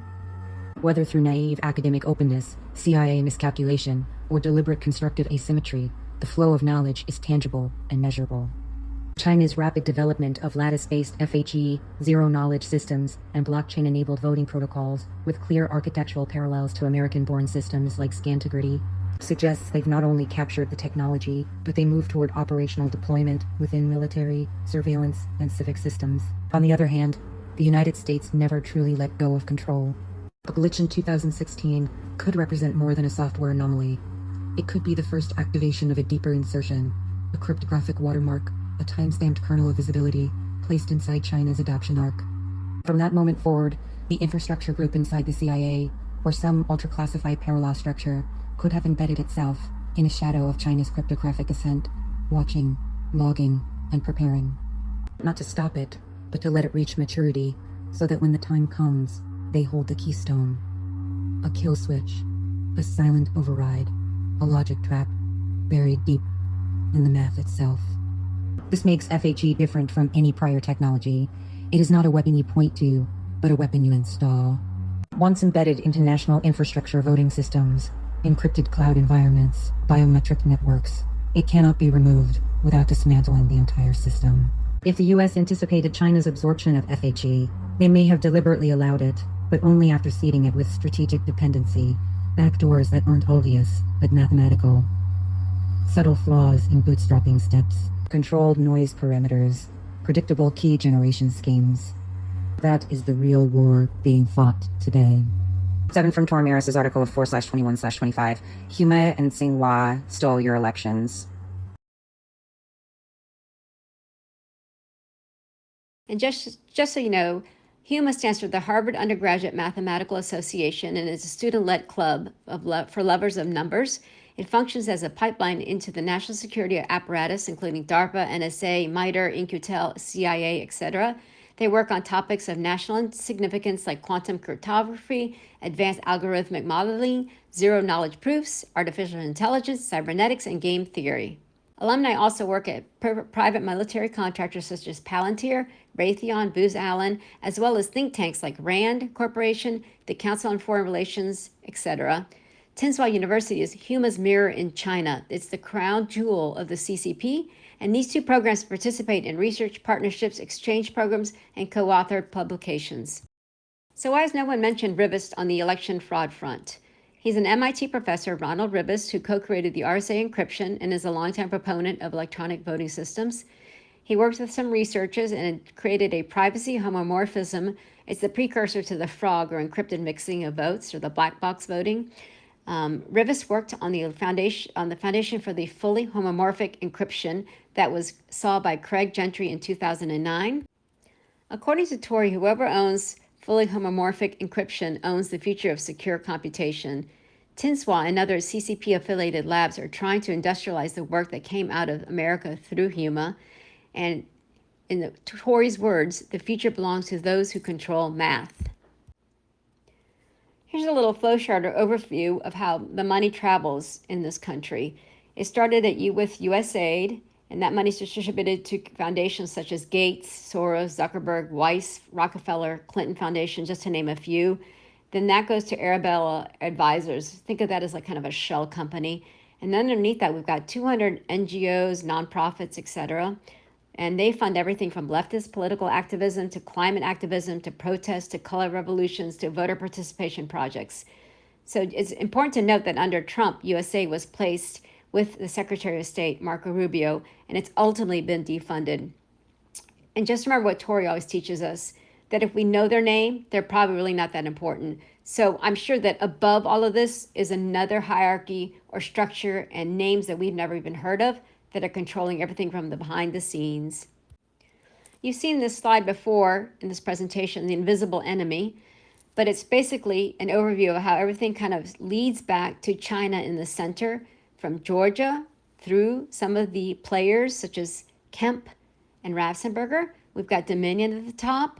We've got Huma, Rivas, the fully homomorphic encryption key, Georgia Tech, Jared, the closet, the underwater cables, and then over to the side, we've got Landmark Communications, which ties to Ratzenberger through Jordy Fuchs, Gabriel Sterling, Jay Lin, who are all part of these connections to China, and they all represent war. Runs the world. Who runs the world? Well, the scriptures say that Satan actually runs the world. He is the prince of this world. But currently, there's an oligarchy that's really hard to pinpoint of who's actually calling the shots. And that's really what's happening in this election, is that the presidency is no more. It's really kind of a shadow government of administrative experts that call the shots, that the president is basically just a Hollywood actor or actress that goes around, poses for pictures, produce speeches. They don't actually make any decisions. And so the form and the structure of government, as the founding fathers intended, is no more. See, if you know their name, they're not important.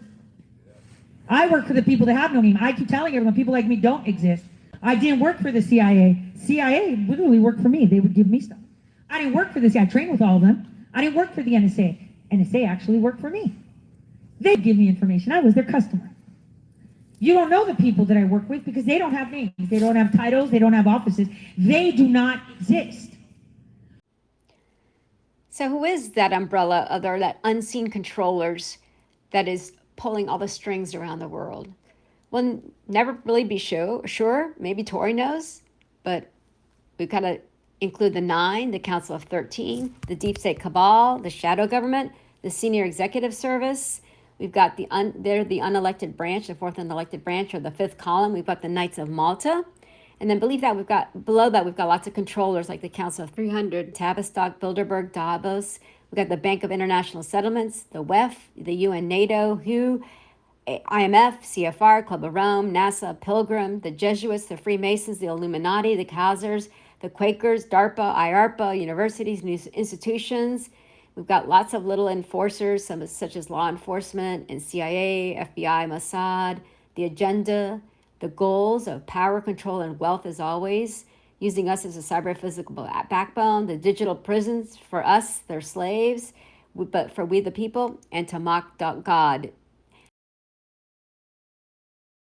So this is kind of like an org chart of how this looks. So of course it's the banks at the very top. This is the BIS. If you don't know what they say, as Mark Carney said, you'll be economic roadkill. So the BIS just won't give you any money. They give money obviously through the central banks. So the BIS is the central bank above all central banks. Down below here are these policymakers, of course, the World Economic Forum, Club of Rome, the Rockefellers, etc. The BIS and then these World Economic Forum, etc. They're the ones that make the policies. Then they push the policies down to the policy distributors. That's the UN, the IMF, IPCC, World Bank, WHO, etc. This is how the whole world locked down at one time. So at the top, the bank decided to push this. The World Economic Forum wanted to push this policy on behalf of the bank, and they pushed it down through both the IMF and the WHO. So they said, hey nation, WHO, listen to us and we'll save your country from dying, and the IMF will give you a bunch of money. Then you have the policy enforcers, which are national governments. So the WHO, and the IMF then push down to the national government, lock your people down, we'll give you money. And then you have the policy propagandists, which are of course our mainstream media, fact checkers, etc. And then you and I, we're all the way down there at the bottom.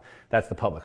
It is very clear that the head of the snake is the financial system. We can argue till the end of time about who runs the world. Is it the Jesuits? Is it the reptilians? Is it the Illuminati? Is it the Freemasons? We can go on and on and on and on about this. But I don't think it is reasonable to even begin arguing about the mechanism that is used to exert this control.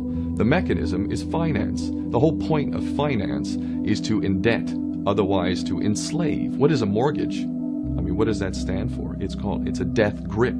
So when you get a mortgage, you have a death grip held over you because you are in debt. You don't even own the house. The bank owns the house that loans you the money to buy the house, unless you're fortunate enough to have all the money to buy it outright. And even then, you can be taxed by the government, and if you fail to keep up with those taxes, the government can then take it from you. The whole system is based on a financial fraud, which effectively takes the power that we have, and it gives it to a tiny group of individuals who are running the world through the control of finance. With the infinite supply of money that we have allowed them to take, they have literally an infinite supply of money, and with that money, and from their psychopathic point of view, they have bought everything and everyone who can be bought.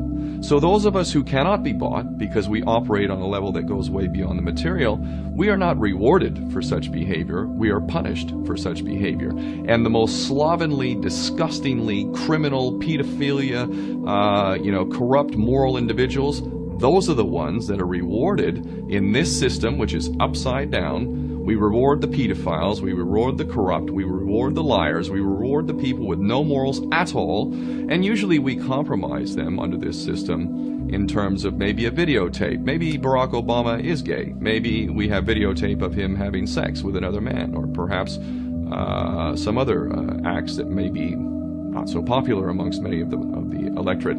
Or maybe we have videos of political leaders having sex with little boys or little girls. If I was in charge of the world and I was a psychopath and completely drunk on my own power, you can bet damn sure that's what I would do. I wouldn't allow anyone in a position of power who wasn't completely compromised. When you have an infinite supply of money, you can do this. Take that supply of money away, take that power back, put it in the hands of the people, get rid of fractional reserve banking, which is an obscenity in itself. Listen to the lessons of Jesus Christ if you're a Christian who got really pissed off when he went to the temple and he saw what the money changers were doing.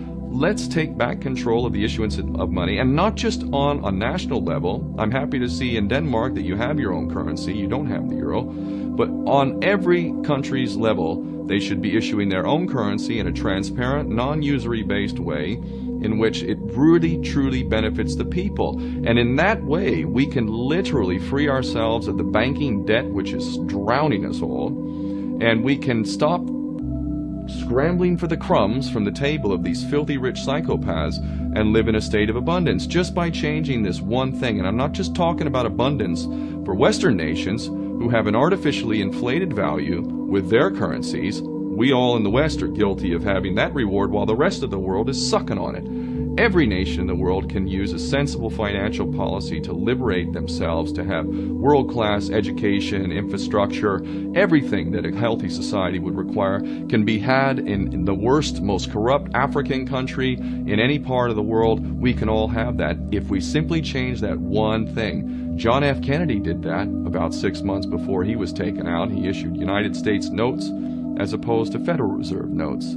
I can assure you the powers that be knew the power of that act, and they took him right out.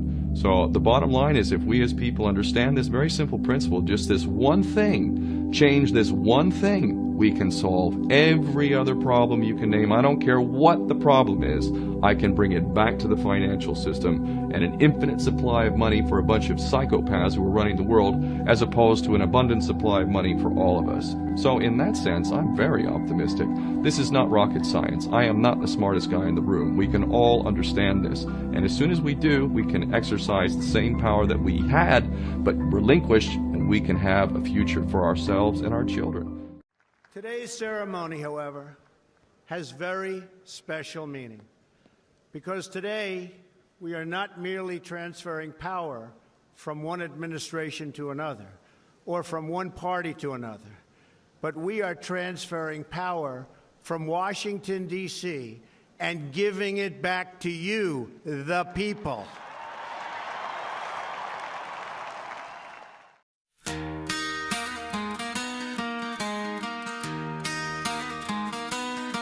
It's been 9 long years since the commies laid the golden ballot box at Torres feet, and it hissed inside their mind the way they were crushed by that defeat. In the furious pits of hell, the commies hatched an evil plan to entrap Torres, for she's just a trans-organic chick. The sin of pride, the commie seat, is what will do you sick. I expect we had this settled.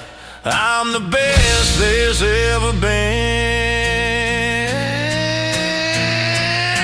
So did you ever know that time loops on and on? The frigid hour is the one is just before the dawn. The commies back in Georgia, will you rise up to the test? Or will you let the commies be the best? It's sad I haven't voted much since the babies left in June, but give me half a minute and I'll get this algorithm in tune. The commies took the golden ballot box out of Tor's hand and said... What's up, ladies and gentlemen? Nick Moseeder here, and today we're going to pull out our thinking caps and use our galaxy brain to do a little bit of investigative journalism, because I saw this post from Travis Tritt, which has really become the topic of conversation on Truth Social and Twitter, where he claims to have insider knowledge that there was a deal cut between Brian Kemp and the state of Georgia to implement Dominion voting systems before the 2020 election, and in exchange, all of his debt would be wiped clean. So Travis Tritt says, I have confidential sources in Georgia who've told me that Brian Kemp was over $7 million in debt when he was elected as Georgia's governor in 2018. In 2019, Kemp cut a deal with the state of Georgia to select Dominion voting systems to provide its new statewide voting system beginning in 2020. My sources tell me that Kemp has never been in debt since that deal was done. Connect the dots. Now, when I first saw this post, I really didn't give it too much thought, because anytime somebody says, I have confidential sources that told me this fantastical thing, but I can't provide any details to back it up, I can't really do much with that, and so I was a bit dismissive. But then I saw an entire Newsweek article where they highlight a bunch of leftards on Twitter, and all these people mocking Travis Tritt for making this claim. And the article just contains a bunch of quotes from random Democrats and screenshots from Twitter. For instance, they include this comment from Fletcher F.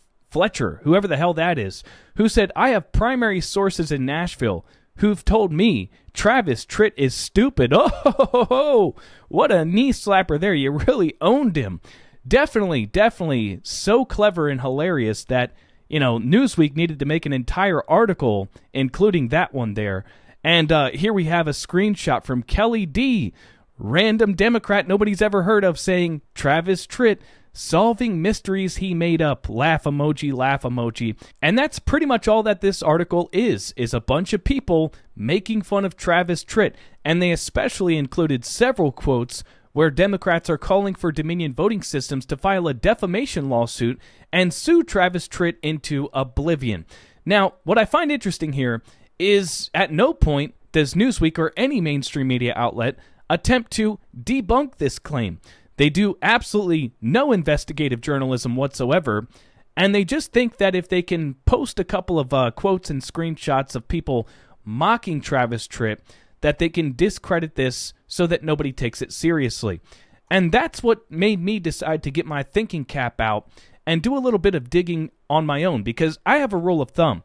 Anytime somebody like Newsweek goes this far out of their way to try to discredit something, there's obviously something to it, because they're a bunch of propagandists. And so I spent no more than 5-10 minutes doing a bit of my own research to try to see if there's anything to substantiate what Travis Tritt said. And lo and behold, I found some pretty interesting things. Searching into this, to try to substantiate Travis Tritt's claims, I boiled it down to about 3 things that I wanted to verify.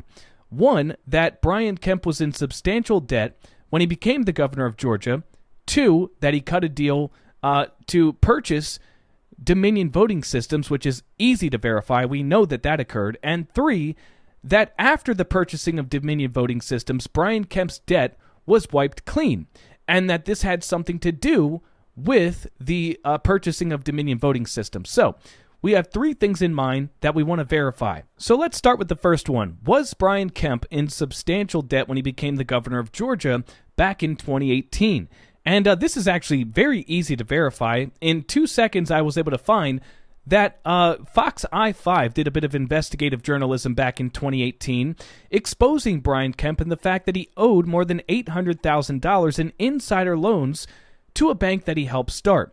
So at the time that Brian Kemp was running against Stacey Abrams, he owed $800,000 to a bank that he sat on the board of directors and helped start. So this bank gave him 2 insider loans despite the obvious conflict of interest back in, I believe, 2007 and 2009. And this was a time when it was extremely hard to get any credit because of the financial collapse. But, you know, since Brian Kemp was part of the good old boy network, he was able to pull some strings despite having no way to pay the money back. And he was supposed to, on the original loan, pay it back after 1 year. But 10 years later, he still owed $675,000. And the second loan, which was for over $200,000, he still owed nearly $100,000 on. So in total, that's about $800,000 in debt. Now, on top of the $800,000 that Brian Kemp owed to the bank, he also owed a businessman by the name of Rick Phillips $500,000 because Rick Phillips loaned Brian Kemp, a personal friend, $500,000 to one of the businesses that Brian Kemp used to own called AG Strong, and Brian Kemp personally negotiated and guaranteed the loan, but then never paid it back. And Rick Phillips went as far as filing a lawsuit listing Brian Kemp as a defendant for not paying this money back. So in 2 seconds, we're already up to $1.3 million in debt that Brian Kemp had accrued at the time that he was running for governor against Stacey Abrams. And that's just the money that we're able to verify in 2 seconds of research. Now, Travis Tritt says it was $7 million, and I wasn't able to find that much outstanding money, but I do know that Kemp's companies in total had borrowed over $10 million. So it's possible the number is much, much higher than $1.3 million. But we at least can confirm that Brian Kemp was in substantial debt. Now let's talk about how just a couple months after Brian Kemp was sworn in as the governor of Georgia, he signed an extremely shady voting machine bill, which implemented the use of these ImageCast X touchscreen devices, which are the worst type of Dominion machine you can possibly imagine. These are the machines that CISA, the Cyber Infrastructure Security Agency, issued an advisory report based on the J. Alex Halderman report, where they said these machines are vulnerable to hackers and bad actors. Somebody can use malicious software code and flip votes on these machines. And Brian Kemp signed a bill purchasing $150 million worth of these terrible machines to be implemented statewide. These are now the machines used all across the state of Georgia, right? And even the Associated Press, interestingly, before the 2020 election, said that this was a step in the wrong direction and quoted cyber experts who said the new electronic ballot markers are hackable and less secure than hand-marked paper ballots. This is the Associated Press, people. But then again, we have to remember that was back when Stacey Abrams was claiming that her election was stolen. And remember, she's a Democrat, so it was real back then. But once Trump said it in 2020, then it became a baseless conspiracy theory. But anyways, so now we've confirmed 2 of the things that we wanted to verify. 1, that Brian Kemp was in substantial debt when he became the governor, and 2, that he purchased the Dominion voting systems after he became the governor. Now let's look into the third and final point from Travis Tritt and find out whether or not Brian Kemp's debt was wiped clean after he became the governor and purchased the Dominion machines. Now take a look at this story right here. I was able to find this pretty quickly as well. The Atlanta Journal-Constitution in December 2019 reported that AG Giant acquired Kemp-backed company at the center of legal dispute. So Purdue Agribusiness bought Hart AgStrong in August of 2019 for an undisclosed price, meaning we have no idea how much they paid for Hart AgStrong. But what we do know is there's a very strange coincidence here where Brian Kemp in early 2019 purchased and implemented $150 million worth of Dominion machines, and then a few months later in August, Purdue Agribusiness bought Hart AgStrong and basically gave Brian Kemp a bailout because they bought the $500,000 in debt along with it. And on top of that, they purchased the company for an undisclosed amount, which means there's a possibility that they way overpaid for the company and allowed Brian Kemp to wipe out all of his debt in one fell swoop. We don't know. But I do find it interesting that, Brian Kemp was in a substantial amount of debt, became the governor, purchased $150 million worth of Dominion machines, and then received a bailout from a gigantic agricultural super behemoth that probably has a vested interest in the, who the politicians are in the state of Georgia. But I will admit, I'm not able to confirm that there's any connection between the purchasing of Dominion machines and this bailout from Purdue. But I do find it strange. It's quite a coincidence. And I definitely think that there's a possibility Travis Tritt could be onto something here. At the very least, this should be investigated more, and we shouldn't be, publishing articles just mocking Travis Tritt as if he's a crazy person. We should be looking into what he said and seeing if there's anything to it, and I would venture to say that there probably is, especially since I was able to make these connections in like 5-10 minutes, and I'm just some random bearded ginger that makes videos in his guest room, so there really could be something here. And given the fact that Trump is now indicted for RICO charges for, trying to investigate the fraud that potentially happened in the state of Georgia, this is pretty significant. I'm the vote switcher inside the black box, and I pace upon the land. Y'all just better be just spinning back if you want this chick to win. 'Cause winning is the only cure for the predicament she's in. Now, Comey, it should be a sin for y'all to get my box. You go on back to hell and to the woodshed. I will go. So are you loosening, or will your hands grow cold? The Commies walks the land and votes a ballot box made of gold. Can you hear the kids are crying? Will they ever know that Commies wants their mommy's very soul? Before we game, I want to thank you for letting God's own word ring true. He said you can't be trusted, yes, but what you gonna do? Well, you get your ballot box, devil, if you think that you can win. 'Cause I beat you once, you dragon.